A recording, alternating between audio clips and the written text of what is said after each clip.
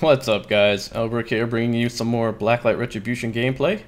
We're doing Netwar on Offshore. And today I decided I was going to put the brute down. I decided I'd give it a rest. I guess I can't use it all the time.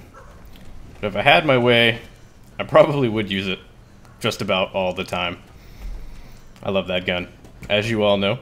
Anyway, using the Regulator AR, it's a good, solid fallback weapon. Very dependable assault rifle. Has great optics on it, and it feels fairly solid. It doesn't feel like the spray gets away from you too well. The bullets they'll go where you tell them to. So pretty dependable.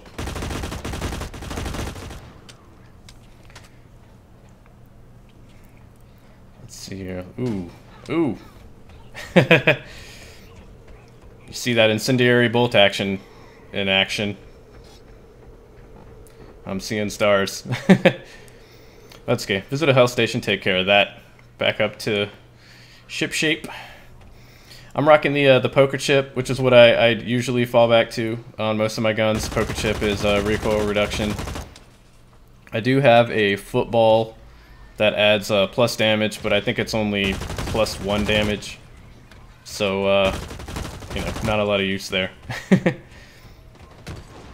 1 damage is not... if 1 damage is going to decide whether I win or lose a fight, it's gonna be like a 1 in 200 chance. So, you know... But recoil reduction, you know, I can utilize that all the time. And the farther out I'm trying to reach, you know, so to speak, it can help me. So I'm making my way to the middle. I noticed that my flag guy just got taken out, so I'm going to be the guy to grab the torch, try to follow it through. Taking a little bit of fire, but I think my teammates are helping me out. And this guy gets distracted, and he was supposed to be chasing me, but gave me his back, and I sent him back to spawn. Usually when I'm on the team that is controlling this side of the map, I will pretty much always preference A over D. Maybe it's just my perception, but I feel like the route to point A offers a bit more protection than D. Feel free to disagree with me, but I don't know. I'm weird like that. So let's see, what's going on in news. Borderlands 2, right around the corner. As of me recording this, I think we have a week or less. I think we got, what, about 6 days before it's out? So that's going to be a lot of fun. Looking forward to that. It looks great. I'm sure it's going to be a lot of fun. I'm sure a lot of the humor is going to remain intact. Like I said before, though, my main concern is just making sure that they keep it fresh and that the game doesn't allow itself to get stale too soon during the leveling process, which is unfortunately what I felt like was one of the worst aspects of the first one. Other than that, and also I definitely recommend playing with friends. A game like that, you gotta play with friends. Although I'd pretty much recommend that with any game. Playing with friends is always more fun. Let's see, I believe Torchlight 2 comes out on the 20th. I'm pretty sure it's the 20th, yeah. Torchlight 2, 20 bucks. I don't know if I'm gonna buy it day one. I'm sure I'll get around to buying it though, eventually. I'm still pretty burnt from Diablo 3, to be honest. I hit that really hard when that first came out. Me and a buddy of mine, we took a week off work, landed up at his place, you know, classic, that's pretty much textbook how you gotta do it. Take some time off work, landing up with your buddies, and just turbo nerd, no life it. And that's what we did. And we had a lot of fun with it, and also a little bit of frustration. If any of you guys have ventured into Inferno, I'm sure you'll know what I'm talking about, at least when you first got there. Anyway, so yeah, I'll get around to picking that up, and I may or may not do some gameplays of that. It really all depends on how watchable it ends up being. I don't think as much fun as Diablo 3 was, I don't think that it's very watchable. And for that same reason, I have a feeling that Torchlight 2 may kind of follow suit with that, but we'll see. I don't know. We'll worry about that when that comes out.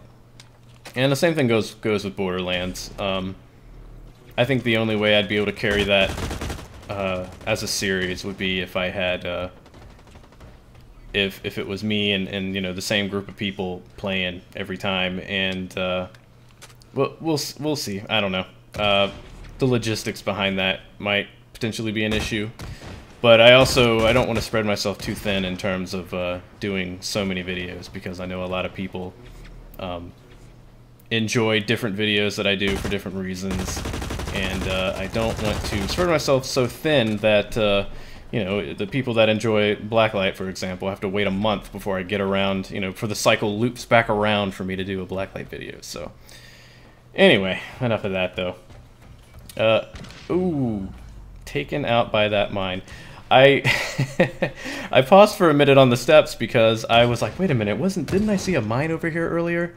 And yeah, you know, too late. So got wasted on that one. Anyway, you guys, hopefully you guys have been keeping track of the DayZ stuff that I've been doing with Sidestrafe. If not, I recommend you go over to see it to his channel, youtube.com/Sidestrafe, although I imagine most of you people probably came over here from his channel. So anyway, you should know that we ventured into Lingor Island for the first time last episode, and I'm a bit late to the party on that. I'm sure most people have come and gone in terms of playing Lingor Island, but I really like that map, probably more so than Chernaruss. You know, I feel like it's at least my experience so far is that it's kind of like an abbreviated Chernaruss experience. I think that with well, first of all, I love the fact that there's more enterable buildings. I mean, I think everyone can kind of enjoy that, and one of the great things about that is it means there's more loot. You're gonna get more loot faster. It helps out a ton in terms of dealing with zombies, whether you're a fresh spawn or being tooled out.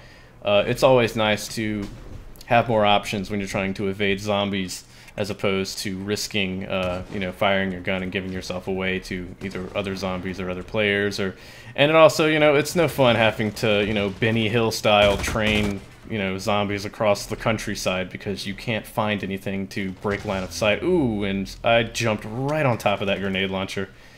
Oh, the old nude tube.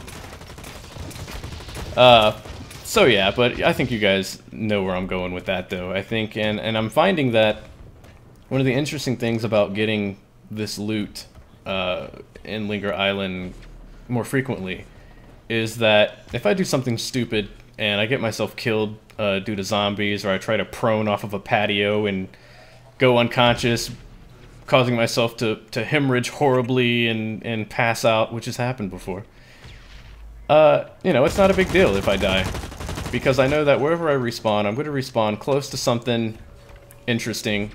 And by that, I'm not talking about the Electra or you know, Chernaruss or Chernogorsk, I'm sorry, equivalent, but it is, and by that I mean, you know, it's not, I'm spawning near a town that's going to have loot that is useful to me, but it's not at the high cost of pretty much, you know, guaranteeing I'm going to get shot at by a player. So I kind of like the layout of that map, and I like the convenience of the loot, and I like the way the architecture is set up. So that kind of sums it all up. And so I'm having a lot of fun, and I'm really looking forward to doing a lot more of Lingor Island with Sidestrafe. But don't worry, we're not going to abandon Chernaruss. We're going to be, I'm sure we'll be doing more of both. But we'll see. Ooh, there we are, waiting for the flag guy. And as you can see, it's totally legit for you to be able to stealth in this game as you're handling objectives. That's probably one of my biggest complaints about stealth in this game. I do understand from a marketing standpoint, it is a free-to-play game, and they need to be able to market something like stealth, and so they need to make it attractive. And so that's where items that feel like they're a little more overpowered than maybe they should be, it's not necessarily because they're trying to, it's not necessarily, can't get my words out. It's not necessarily that the developer feels like that's fair, it's that they have to make it attractive to people so that, you know, they can hopefully bring in some money. But yeah, you guys know how I feel about stealth. There we are, bringing in second place. 11-2.